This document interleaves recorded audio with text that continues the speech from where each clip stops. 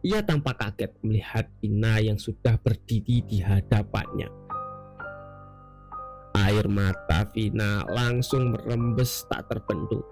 Ia tak bisa berkata apa-apa.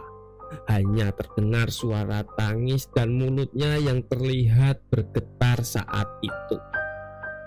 Wah! Sebuah tamparan cukup keras dan nyaring melayang ke wajah Aji. Ayahnya Vina tampak sangat marah pada calon menantunya itu. Dan sementara Riris langsung memeluk dan menenangkan Vina. Riris disuruh ayahnya Vina untuk membawa Vina pergi dari situ.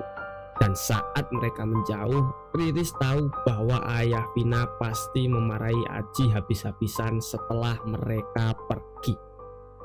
Sesampainya di penginapan, Vina hanya bisa menangis dan meratap di pelukan Riris. Matanya sembab dan merah. HP-nya juga terus-terusan berdering sejak mereka pulang. Banyak panggilan dari Aji yang tak dijawab oleh Vina. Rencana liburan 1 minggu itu batal, dan keesokan harinya mereka langsung pulang ke rumah. Sejak kejadian malam itu, ayahnya Vina tak berbicara apa-apa.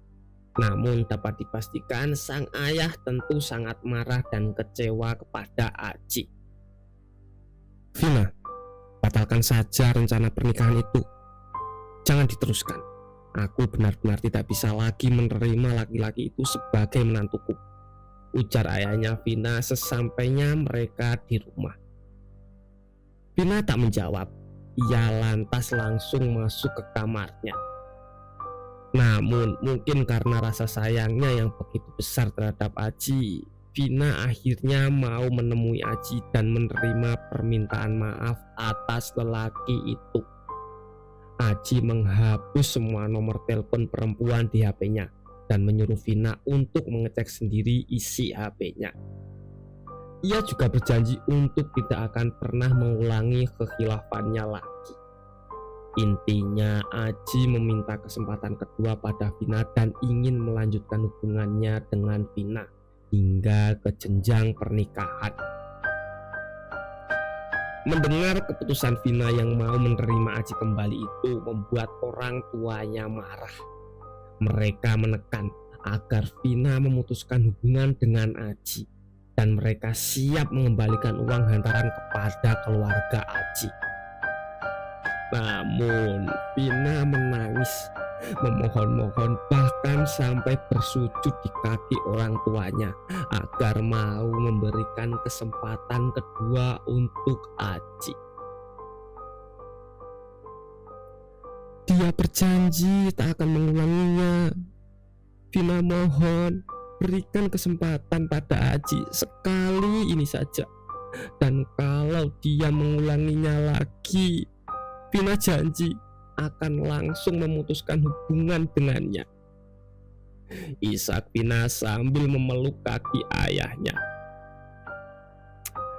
Hati ayah mana yang tega melihat anaknya memohon-mohon seperti itu. Akhirnya, dengan berat hati, orang tua Vina mau menerima permintaan maaf Aji. Dan benar saja, setelah kejadian itu, Aji benar-benar berubah di mata Vina. Saat bertemu pun, ia selalu menyuruh Vina untuk mengecek HP miliknya. Itu juga dengan sebaliknya. Namun, pada suatu hari, saat Aji tengah membantu ayahnya, ada sebuah pesan masuk dari kotak bernama Haji Tuan dari HP milik Aji. Yang anehnya, pesan itu berisi kata-kata mesra yang terasa janggal jika dikirimkan oleh seorang laki-laki kepada laki-laki. Vina berusaha mengabaikan pesan itu. Namun, semakin diabaikan, Vina menjadi semakin kepikiran. Akhirnya dengan berat hati, ia menelpon nomor tersebut. "Siapa sayang?" tanya Aji yang baru masuk. "Haji Tuan." Wajah Aji terlihat kaget. Ia langsung mengambil HP-nya dari tangan Vina. "Oh, ini pamanku dari Marapan sayang. Tapi kenapa suaranya perempuan dan isi pesannya juga mesra sekali kayak gini?" Aji hanya terdiam. Mungkin itu tadi si Mila, anak pamanku. Biasalah, dia itu iseng sekali sayang." "Aku kira kau sudah berubah, tapi rupanya benar apa kata ayahku. Pengkhianat sepertimu memang tak bisa dimaafkan," teriak Vina yang sangat marah. "Sayang, aku bisa jelaskan. Tolong, aku mohon dengarkan dulu. Ini aku telepon sekarang juga nomornya ya, biar kamu tahu kalau nomor ini memang milik pamanku," ujar si Aji. Namun Aji tak juga menelpon nomor itu. Ia malah berusaha membujuk Vina. Padahal saat itu Vina ingin pembuktian dari Aji. "Teleponlah kalau memang benar," tantang si Vina. Tampak sekali saat itu Aji ragu-ragu. Namun akhirnya ia telepon juga nomor itu, tapi volumenya dikecilkan. "On speaker, biar keras." Saat di loudspeaker, suara di seberang telepon masih sama, yaitu suara lembut seorang perempuan yang memanggil Aji dengan panggilan sayang. "Mila, jangan bercanda lagi ya. Candamu bikin aku dan calon istriku bertengkar." "Hah? Maksud kamu apa sih, Yang? Mila? Mila siapa? Kamu lagi bercanda ya?" ujar suara di seberang telepon. Vina tersenyum sinis. Dari sudut matanya keluar air bening. "Mulai saat ini hubungan kita sudah berakhir," ucap si Vina tergetar. Aji tampak kacau. Ia mencoba menahan langkah Vina yang akan keluar dari rumah.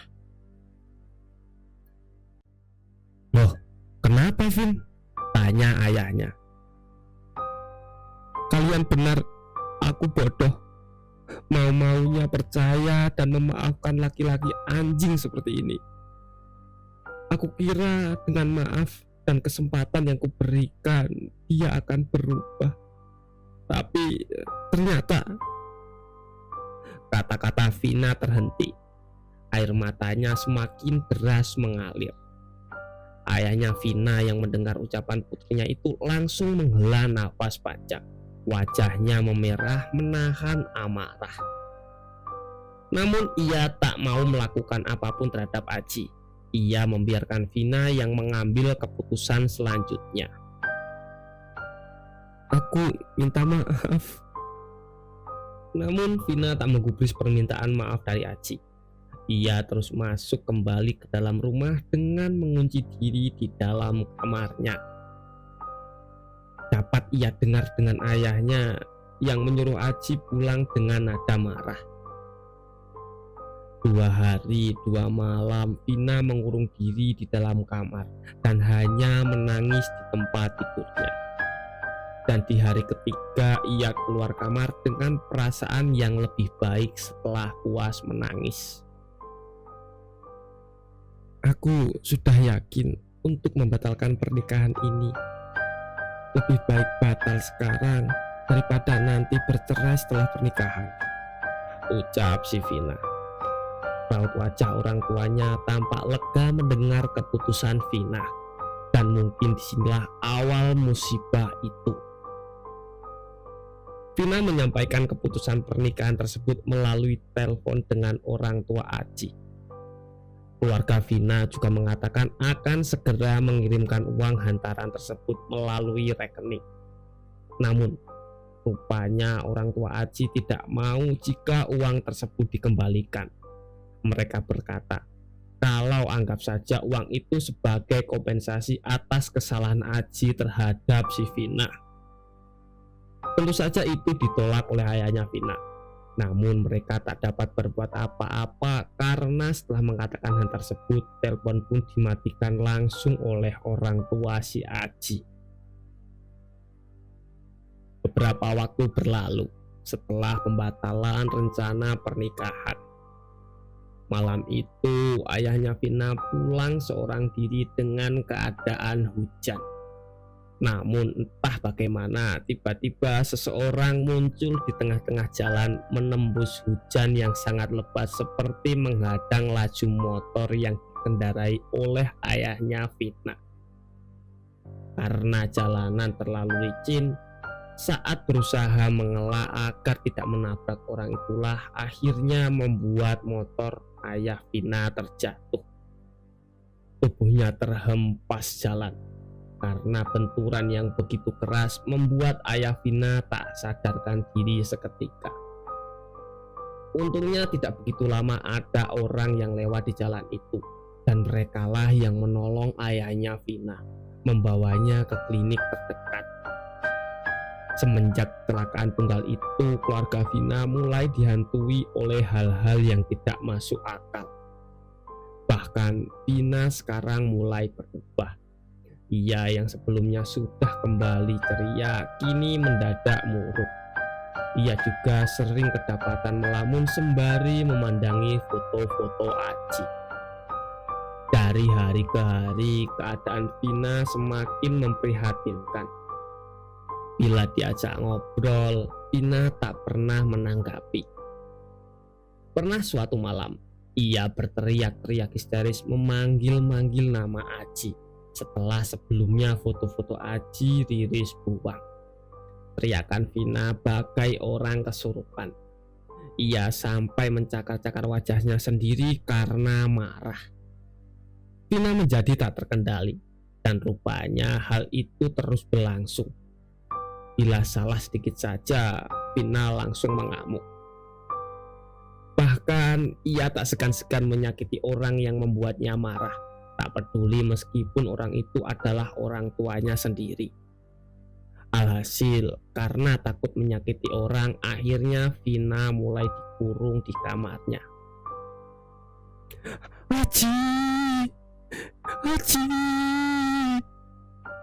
Teriak Vina histeris sambil menggedor-gedor pintu kamarnya. Setelah hampir 2 jam berteriak-teriak dan memanggil-manggil nama Aji, suara Vina perlahan-lahan menjadi sayup.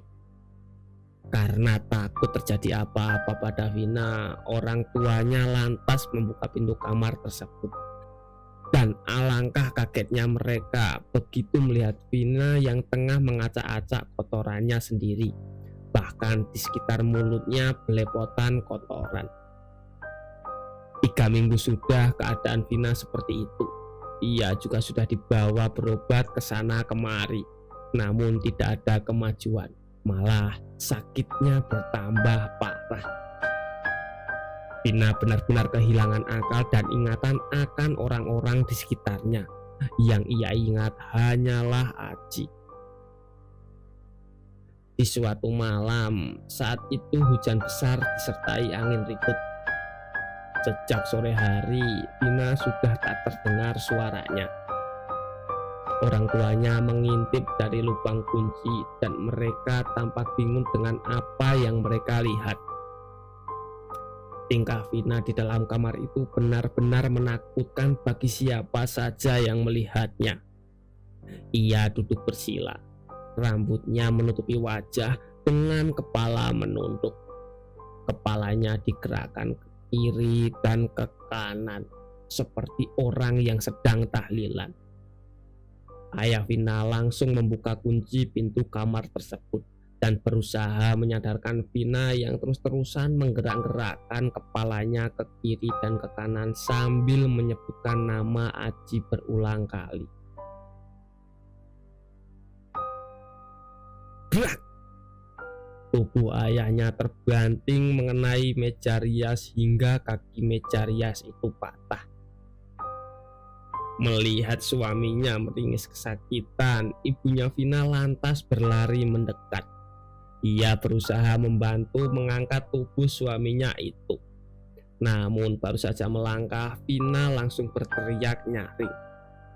Ia berteriak dengan kepala menghadap ke atas.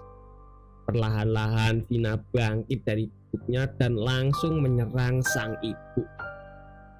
Ayahnya Vina yang masih kesakitan itu berusaha menolong. Namun lagi-lagi tenaga sang ayah kalah kuat dengan tenaga Vina yang sudah mulai mirip seperti tenaga 5 orang laki-laki.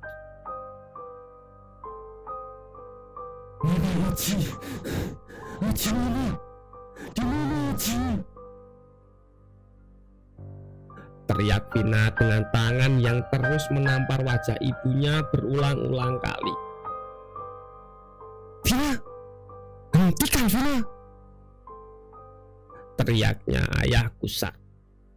Namun bukannya berhenti, Vina malah semakin menjadi-jadi. Leher ibunya dia cekik hingga tubuh wanita itu sedikit terangkat. Kakinya berusaha menapak lantai. Tapi cekikan Vina terlalu kuat hingga mampu mengangkat tubuh sang ibu dengan hanya satu tangan. Astaga! Teriak Riris yang baru pulang ke rumah. Riris mengedarkan pandangannya, mencari-cari sesuatu yang bisa dijadikan senjata untuk melumpuhkan Vina yang semakin brutal. Tiba-tiba matanya tertuju pada tongkat kayu yang memang sudah lama berada di dekat lemari. Dan tanpa pikir panjang, Riris langsung memukulkan tongkat kayu itu ke kepala Vina hingga gadis itu tersungkur. Riris gemetar. Ia langsung menangis meminta maaf pada orang tua Vina. Vina, maafkan aku, Vin. Aku tidak bermaksud menyakitimu. Karena andai aku terlambat sedikit saja, mamamu bisa mati. Isak Riris terus memeluk tubuh Vina. Untungnya Vina tidak kenapa-napa gara-gara pukulan itu. Sudah sebulan lebih keadaan Vina seperti itu. Bahkan kini ia tak lagi mau bicara ataupun makan. Ia hanya minum air. Itu pun air yang diminum bukan sembarang air, melainkan air pipisnya sendiri. Wajahnya pucat, tubuhnya kurus, dan dari raut wajahnya tampak jelas sekali kalau dia sangat tersiksa. Vina sekarang tak ubahnya bagaikan mayat hidup. Di hari ke-39, Vina sudah tak bisa bangkit dari tempat tidur. Dari mulutnya selalu mengeluarkan cairan berlendir mirip lendir siput. Tubuhnya menggigil dan bibirnya membiru. Mungkin karena selama beberapa hari dia menolak makan dan hanya minum air kencingnya sendiri. Melihat keadaan Vina yang demikian, orang tua Vina sudah pasrah dengan apa yang akan terjadi pada Vina selanjutnya. Namun meski begitu, mereka masih berharap jika Vina bisa sembuh seperti sedia kala lagi. Akan tetapi, tepat pada malam ke-40, Vina meraung-raung seperti orang yang sedang kesakitan. Sangat kesakitan. Raungannya membangunkan semua orang yang berada di rumah. Dan begitu pintu kamar dibuka oleh ayahnya, terlihatlah Vina yang masih terbaring dengan tubuh yang sudah kejang-kejang. Matanya melotot menatap atas kamar, seolah sedang menatap sesuatu yang sangat menakutkan. Riris yang gugup dengan tangan gemetar langsung mengambil buku Yasin. Gadis itu sepertinya sudah mempunyai firasat tentang Vina dengan suara gemetar. Riris mulai membaca Yasin yang ada di tangannya sambil sesekali menatap iba pada Vina yang masih meraung-raung. Hampir 3 jam Vina meraung-raung dan menangis dengan mata yang terus menatap ke langit-langit kamar. Hingga kemudian suara raungannya mulai menghilang. Namun matanya masih tetap lekat menatap ke atas. Perlahan-lahan nafas Vina mulai berjangka, dan puncaknya pada pukul 5 subuh. Vina berhenti bernafas, namun matanya masih tetap melotot ke atas. Vina dinyatakan meninggal dunia di usianya yang masih terbilang cukup muda. Ada beberapa orang yang mengatakan, termasuk mantan bos almarhumah dulu, bahwa Vina kemungkinan terkena santet yang dikirim oleh keluarga mantan calon suaminya dulu. Apalagi keluarga mantan calon suaminya itu merupakan orang Dayak yang pasti punya banyak koneksi dengan dukun-dukun santet pedalaman. Dan semenjak kejadian itu, keluarga almarhumah tidak pernah lagi bertemu ataupun berkomunikasi dengan Aji.